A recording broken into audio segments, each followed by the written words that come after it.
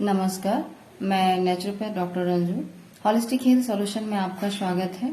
इन दिनों में नवरात्रा की विभिन्न अवस्थाएं जो पूजा की है 9 दिन तक जो करते हैं उसके बारे में मैं बता रही हूँ। उसमें क्या आपके स्वास्थ्य लाभ होते हैं और 9 दिन की साधना से आपका बॉडी कितना शोधन होता है और कितना अच्छा तैयार हो पाता है। आप इस दिनों में परहेज, फल और उबले हुए या एक समय नमक खाकर व्रत को रखते हैं, तो इसका जो लाभ होता है शरीर पे, एनाटॉमी और फिजियोलॉजी पे और पैथोलॉजिकल जो लाभ होते हैं, वो चीज आपको मेडिसिन से नहीं हो सकता है। और ये इसलिए भी हमने भारत की संस्कृति में व्रत और उपवास और उत्सव जो मनाए जाते हैं उसके पीछे बहुत बड़ा एक रहस्य है, जो स्वास्थ्य का रहस्य है और उन्नति, प्रगति, विकास का रहस्य है। ये सारी चीजें एक यूनिट बनाता है जगह जगह पर कि सब लोग एक साथ मिलकर बैठ रहे हैं, विचार एक हो रहे हैं, बातें कर रहे हैं। आपस के जो भी वैमनस्यता होती है वो इस सब साधनाएं में जब लोग बैठते हैं तो वहां पे कितनी भी किसी के अंदर द्वेष चल रहा है किसी के लिए, तो वहां पे वो चीजें एकदम से मतलब निष्क्रिय रहती है। वहां बस ध्यान रहता है कि मैं भगवान के पूजा में लीन हूं, तो ये बातें मुझे नहीं सोचनी चाहिए। या जो भी सोचते हैं तो उन दिनों वो अपने आप को रोकते हैं। ये स्वाभाविक चीज है, ये ऑटोमेटिक होता है। इसमें कोई किसी तरह की किसी के प्रेशर या किसी के गाइडलाइंस की जरूरत नहीं होती। इंसान खुद ब खुद इन चीजों को अपने अंदर महसूस करता है। नहीं करता ऐसी बात नहीं है, पर वो जाहिर नहीं कर सकता है। कई बार सामने वाले के जो बातें होती है कि ओ अब तो आपको झुकना ही पड़ा ना, अब तो मेरी बात माननी ही पड़ी, इस तरह की जो अवस्थाएं पैदा होती है तो लोगों की आजकल क्षमा प्रार्थना की बातें भी खत्म हो रही है कि अगर मैं क्षमा मांग लूंगा तो उनको लगेगा कि अब ये मेरे अंदर आ गए। ये भावना कभी नहीं रखनी चाहिए। इससे वैमनस्यता खत्म नहीं होती है। आप एक व्यक्तित्व खो दिए, एक ऐसे लोग खो दिए जो आपके जीवन में उठ बैठ करने वाले, सोच विचार करने वाले थे। जब आप मनुष्य ही खो दिए, तो जब जन बल ही खो दिए, तो फिर आप ये सारी बलें कमजोर हो जाती है। ये आपको हर वक्त समझना चाहिए। प्रत्येक व्यक्ति को, हर व्यक्ति से आपको पूरा लाभ नहीं मिल सकता है, क्योंकि आपकी दृष्टि कौन सी लाभ की है ये आपके ऊपर डिपेंड करता है। प्रत्येक व्यक्ति का अपना एक ये होता है, लिमिटेशंस होता है। उस लिमिटेशंस में ही आपको कुछ मिल पाएगा। आप हर लोगों से चाहेंगे कि मुझे कुछ फायदा हो जाए, तो आपके अपने स्तर को बढ़ाना पड़ेगा, तभी हो सकता है। जैसे एक रिक्शा वाला है, उससे आपको क्या फायदा हो सकता है? आप पैसे दीजिए, रिक्शे पे चलिए, और तो कुछ नहीं। लेकिन जब आपके बिहेव उनके साथ अच्छे होते हैं तो वो आपके व्यक्तित्व से प्रभावित होकर आपके साथ जुड़े रहना चाहता है। पर ऐसा कम हो पाता है और हो भी रहा है। लेकिन ऐसी ही भावना इस साधना उपासना में रेडी करनी चाहिए, और रेडी होता है, इसको आगे भी बना के रखना चाहिए। तो चलिए आज चलते हैं हम देवी कालरात्रि सप्तम पूजा जो हम करते हैं कालरात्रि का। तो ये सारे पूजा पाठ का एक विधान जो है कि वो अपने बॉडी को कैसे हम स्ट्रेंथ देते हैं, कैसे तैयार करते हैं, ये सब एक विधान है, सिस्टम है, आपको जानना चाहिए। पूजा के एक सहारा लेकर आपको सिखाया जाता है कि जीवन में इस तरीके से चलना होता है, करना होता है। तो हर स्थिति परिस्थिति को आप एक पूजा के करने के समय आप समझ जाते हैं, सीख जाते हैं। जब आप एक पूजा के विधान को नहीं सीख सकते हैं तो जीवन का जो सफर है ना, वो बहुत आपके लिए कठिन हो सकता है। और सबसे ज्यादा कठिन कहाँ होता है? जब आप बीमार पड़ते हैं तो आपको पता ही नहीं होता है कि अब मुझे क्या क्या करना चाहिए। जब आप बीमार हो जाते हैं तो आपको लगता है कि आपको वैसे लोग चाहिए जो आपको समझ पाए। मेरे पास कुछ एक पेशेंट ऐसे हुए हैं जिनके पास लोग नहीं है उनको शेयर करने के लिए। बहुत सारे भरे पूरे उनकी पूरी गृहस्थी है, लेकिन उनकी बात समझने के लिए उनके लोग नहीं है। तो ये बातें सबको अब टाइम नहीं रहा है। तो इस परिस्थिति में आपको क्या करना चाहिए? आपको अपने से बात करने की क्षमता बनानी चाहिए। अपने आत्मज्ञान, आत्मबोध, तत्वबोध को बार बार रिकॉल, करेक्शन करके अपने आप को बिजी रखने के लिए कि मैंने जिंदगी में क्या किया, अब क्या करूंगा, अब कैसे, मतलब जीवन की जितनी भी अवस्थाएं होती है उसकी तैयारी आप खुद करिए, तो आपको कोई परेशानी नहीं होगी।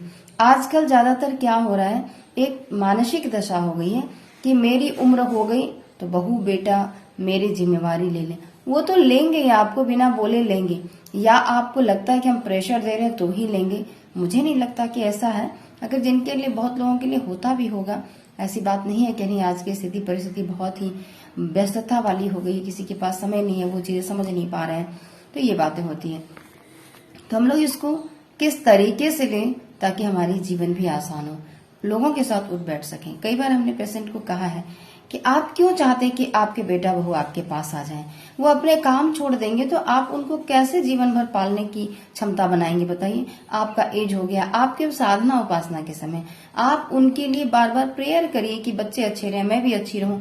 तो इससे क्या होता है ना कि एक वाइब्रेशंस रेडी होता है, आप कॉन्फिडेंस अपने आप को बिल्डअप और महसूस करना शुरू करते हैं कि नहीं हम हैं। और प्रत्येक व्यक्ति को ऐसा ही होना चाहिए, हर स्थिति में अपने आप को बैलेंस रखना चाहिए। पर ये बातें आपको बहुत तरीके से बोलने की जरूरत होगी। आप सडनली किसी को बोलेंगे तो बहुत मुश्किल है समझ पाना। तो आइए आज हम देवी कालरात्रि यही करती है, आपके अंदर वो सारी साहस पैदा कराती है और संपूर्ण पीड़ाओं को खत्म करती है। क्यों? ये चीजें जब आपके अंदर आ गई वृत्ति, मुझे चलना कैसे, रहना कैसे, जीना कैसे, कंट्रोल नियंत्रण कैसे करना अपने आप को, तो ये कालरात्रि के पूजा से आपको प्राप्त होता है। इससे एक इंस्पिरेशन मिलता है, एक एनर्जी मिलती है। आप बैठते हैं तो आपको लगता है कि मुझे ये सब चीज करनी चाहिए। जब आप शांत एकांत होकर अपने लिए सोचते हैं, अपने करेक्शन की बातें सोचते हैं ना, तो आपको ये चीजें वन बाय वन निकलना स्टार्ट होगी, तो आप करेक्शन कर पाएंगे। जब निकलेगी ही नहीं तो आप करेक्शन कहाँ से कर पाएंगे? तो आइए देवी कालरात्रि के बारे में जानते हैं। इसकी पूजा 7वें दिन कालरात्रि की उपासना की जाती है। संपूर्ण प्राणियों की पीड़ा, सब प्रकार का भय नाश करने वाली, क्रोध और शत्रुओं का समन करने वाली। मैंने पहले ही कहा आपको, इसलिए कालरात्रि नाम पड़ा है, क्योंकि आपके अंदर जो भी डर किसी भी काल से है, मतलब उम्र की अवस्था हो, जीवन यापन की अवस्था हो, जिस तरीके की काल मीन्स एक ऐसा भय जो आपके जीवन को मौत में ले जाने की अवस्था को लाता है, ये इस काल होते हैं। काल मीन्स समय, वैसा समय जो आपको उस काल में ले जाकर न बैठा दे जो आपके लिए परिस्थिति उत्पन्न हो जाए। उस काल को हरण करना है, जो विपरीत आपके लिए आ रहा है उसको हरण करने के लिए कालरात्रि की उपासना करनी चाहिए। इस उपासना से क्या होता है? आपके बॉडी में पोटेंसी बढ़ता है, आपकी वृत्ति प्रवृत्ति तैयार होती है खुद को नियंत्रण करने की। इस मन कर्म वचन समस्त इंद्रियों के द्वारा भगवान के पास बैठकर सभी प्रकार की सेवा करना ही उपासना है। जब हम बैठते हैं कालरात्रि के सामने, जब हम उपासना करते हैं, तो मन कर्म वचन ये जो इंद्रियों से होती है ना, इसका नियंत्रण कालरात्रि के द्वारा इनकी उपासना से होती है, क्योंकि उन सब पर उन्होंने विजय पाया है और उनको विजय पाकर अपने दुनिया में यश कृति को रखा है। तो इसलिए इनकी उपासना की जाती है। इनके अंदर बहुत सारे तथ्य हैं। सारी नवरात्रा की जितने भी अवस्थाएं हैं ना, उसमें सब योग की बातें छिपी हुई हैं। बट मैं पूरा आपको नहीं इसलिए बता रही कि बहुत समय लग जाएगा। थोड़ी थोड़ी बात, कुछ कुछ चीजें बताकर उसको इंटाइटल कर रही हूँ कि उसमें ये चीजें हैं। माँ कालरात्रि का वाक सिद्धि यानी वाणी पर बुद्धिबल प्रदान, वाणी और बुद्धिबल प्रदान करने की बहुत असीम कृपा और शक्ति, इन्होंने अपने वाणी और बुद्धि पर विजय पाई थी कालरात्रि ने। तो वो बताती है आपको कि आप भी अपने वाणी वाक सिद्धि और बुद्धि पर विजय पाओ, तो आप हर चीज को जीत सकते हैं। शत्रु, भय, पीड़ा, किसी भी प्रकार का भय आप उसको जीत सकते हैं, क्योंकि बुद्धि से जो निकली हुई वाणी होती है वो बहुत तीक्ष्ण प्रखर होती है। उस वाणी को सामान्य लोग ना समझ पाएंगे, जो वैसे लोग होते हैं वो उसे समझ पाते हैं। पृथ्वी और आकाश पे सारा इनका ही आधिपत्य है। अब पृथ्वी तत्व, पृथ्वी मीन्स पृथ्वी पूरी आपके बॉडी में जो पृथ्वी तत्व है, ये बॉडी पृथ्वी तत्व है। और आकाश वाणी, मतलब शब्द पर ही उसका ज्यादा ये होता है, तो उसका आधिपत्य है। तो इसलिए मैंने कहा था वाणी, वाक, कर्म, वचन, तो इस पर उनका आधिपत्य होता है। जब आप इसकी साधना करते हैं ना, तो आपकी वाणी और ये सोचने को मजबूर होंगे कि मुझे कुछ ऐसा करना चाहिए, मुझे ऐसा नहीं बोलना चाहिए। ये चीजें आती है, आपको फील करना पड़ेगा। इनमें 2 तत्वों का प्रतिनिधित्व अधिक होता है, आकाश और पृथ्वी। और इस तत्व को कंट्रोल करने के लिए जप, उपासना, ये उपासना जप ये जो भी है ये एक योग के अंग है। भक्ति योग में ये सारी चीजें जप, पूजा पाठ, कीर्तन, भजन रखी गई है। तो ये सारी चीज नवरात्रा की जो 9 दिन की अवस्था है पूरे भक्ति योग से एकदम भरा पूरा पड़ा है, पूरा भक्तिमय है। भक्ति के साथ आप साधना करिए, क्योंकि भक्ति में कोई संशय नहीं होता, लोग आराम से बैठकर करते हैं और भाव पूर्ण होकर करते हैं, कोई डाउट्स नहीं होता है और उन्हें लगता है कि मैं आज 9 दिन तक सिर्फ यही उपासना करूंगा और पूरे मन से, ध्यान से, कोई बीच में उनकी सोच नहीं आती, इस तरीके से उन्होंने करते हैं। नवरात्रि 9 अंकों का रहस्य है। 9 अंकों में सृष्टि की संपूर्ण संख्याएं समाहित है। हम सांख्य तत्व में इसकी बात करते हैं और ये गीता में भी हमने कहा था कि सांख्य योग में बहुत सारी बातें ऐसी है जो आपके जीवन को गणना करने के लिए सिखाती है। गणना करके जब आप जीवन, जैसे ज्योतिषाचार्य प्रिडिक्शन निकालते हैं तो उसमें बहुत सांख्य का महत्व होता है, उसमें सांख्य योग पूरा भरा पड़ा रहता है। तो ये जो है 9 तत्व प्रकृति, विकार और विश्व प्रपंच के मुख्य परिणाम है, इसी से बंधा हुआ है और इसके प्रपंच के मुख्य परिणाम है। इससे कोई बाहर नहीं है, पूरी प्रकृति, सारे जीव जगत इसी के अंदर है। साधकों की भाषा में दुर्गा के 9 स्वरूपों में ही शक्ति समस्त विश्व में व्याप्त है। साधक क्या कहते हैं? दुर्गा की शक्तियां व्याप्त है, सिंपल तरीके से बोलते हैं, क्योंकि उनके शब्द जो है वही बोलेंगे और हर लोगों की अपनी दृष्टि होती है, उनके शब्द अलग होते हैं। तो इस प्रकार से कालरात्रि की उपासना करके अपने भय, क्रोध, पीड़ा, द्वेष, जितनी भी प्रकार की विकृतियां हैं उसका शोधन करना है। और शोधन जैसे ही होता है तो आपके अंदर एक हैप्पी फीलिंग होता है, आप अच्छा फील करते हैं और आपके अंदर से जो भय, द्वेष होता है ये सारा निकल जाता है और आप अगले कार्य के लिए बहुत अच्छे से तैयार होते हैं। तो इस प्रकार से कालरात्रि की उपासना करके अपने आप को आप बुद्धि बल और वाक बल को तेज करें ताकि आप अपने जीवन में हर चीज का समस्या का समाधान कर सकें। इस तरीके से अपने जीवन और शरीर से इसका संबंध है।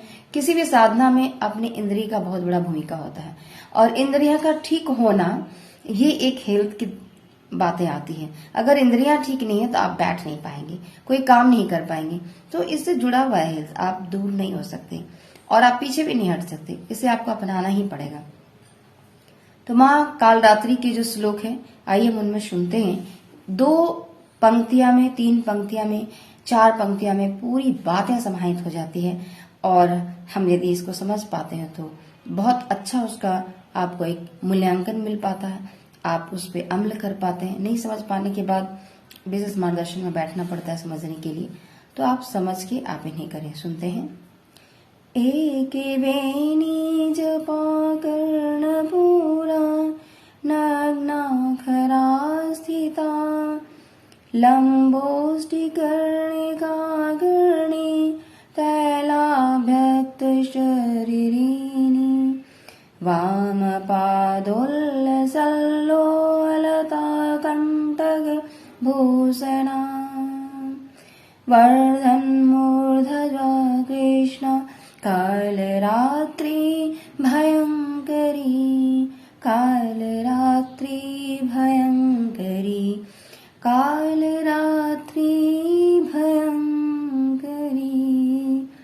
देवी कालरात्रि की 4 लाइन में सारी बात कह दी जाती है और आप इन 4 लाइन से आपका सारे समस्याओं का समाधान छिपा होता है। आप इन्हें पढ़ें, समझें और कमेंट सेक्शन में मुझे बताएं कि आपको ये सुन के कैसा लग रहा है।